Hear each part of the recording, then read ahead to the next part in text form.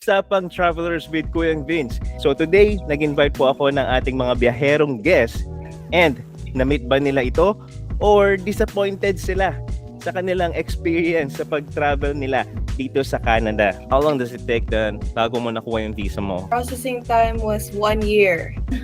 Very difficult. Meron ka bang na-experience sa parang challenge mo? Naging maalala mo lang na isang bagay na parang talagang akala mo hindi ka na matutuloy dahil nangyari yon. Mahirap kasi hindi naman kami talaga sanay na nalalayo sa mga pamilya namin. Na-expect natin yung kapag may trabaho ka na dito is like, okay ka na, Akala mo, mabubuhay ka na, magsusurvive ka na dito sa Canada, right? Nahihirapan siya maghanap ng trabaho ngayon kaya medyo siguro naiisip niya yung parang naghihina yung loob niya. Then, Sabi mga mekos-mekos. So, pag sinabi mekos-mekos, alam niyo na yung sinasabi natin na talagang napakarami na nila dito.